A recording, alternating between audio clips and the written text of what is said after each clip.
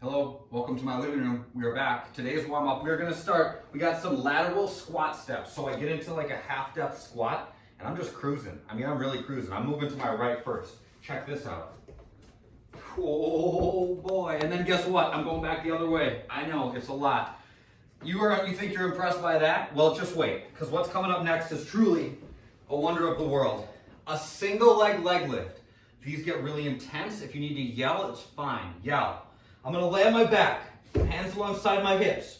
I'm looking at my feet. One leg at a time. Leg lifts. Oh my God, it's crazy. It's a good warm up. All right, after that, lateral plank steps in each direction. Oh, no, I got my dining room furniture all over the place. I can barely do this. Lateral plank steps in one direction, and I'm going back the other direction. That was a horrible display, but you guys get the idea. After that, jumping jacks. Pride and joy of any exercise routine. That's the warm-up. The workout, we're going for 8 minutes, not such a big deal. Dumbbell push presses first, so I grab my dummies, put them up on my shoulders, dip, drive and press, dip, drive and press. After that, it's bicycle time. I'm gonna lay down, put my hands behind my neck, and I'm gonna touch my left left elbow to my right knee, back and forth like so. And then last but not least, we're getting into an active squat hold. If you guys want to do a wall sit with your back against the wall, you can do that. If you're like, I don't got no wall, you can just do this. Like halfway down, right? That works. It's only 8 minutes, not that long. Grind it out. When you get the equipment, class. I'm sorry, I need to slow down, I'm all over the place. The bodyweight version is 4 down dog handstand push-em-ups. Hands at shoulder width. Feet at hip width, and then down dog, and I walk my feet even closer to my hands, rock forward, touch my head out in front of my hands, push back up, and then go back to my exaggerated down dog. The bottom of these should look like this, not like this.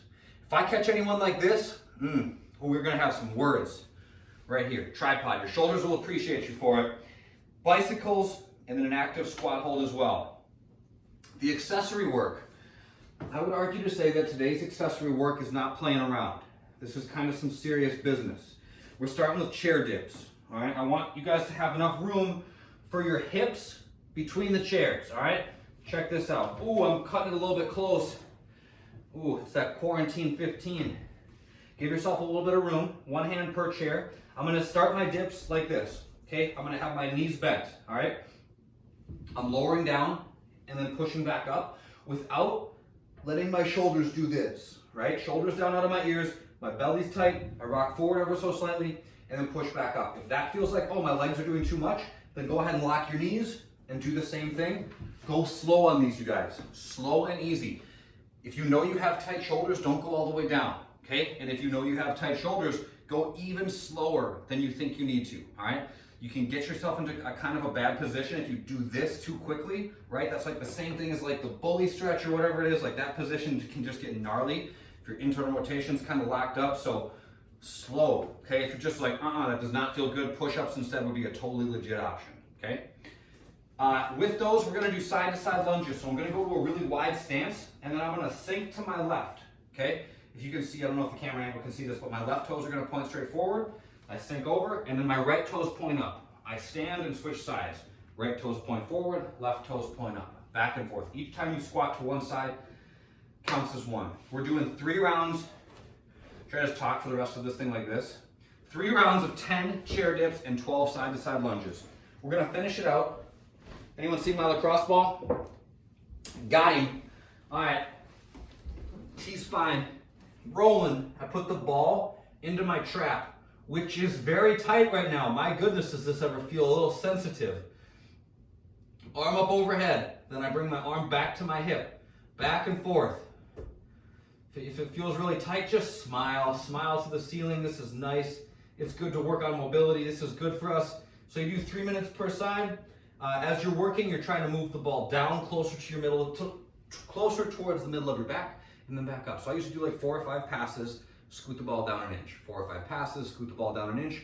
When I get down to about mid-back, then I start working my way back up. 3 minutes per side on that.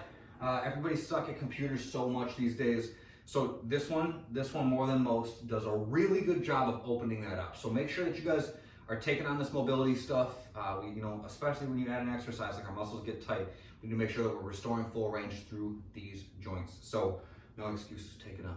All right, that's all the pep talk you get for today. Have a good day, you guys. Have a good workout. I will see you on the next one. Bye-bye.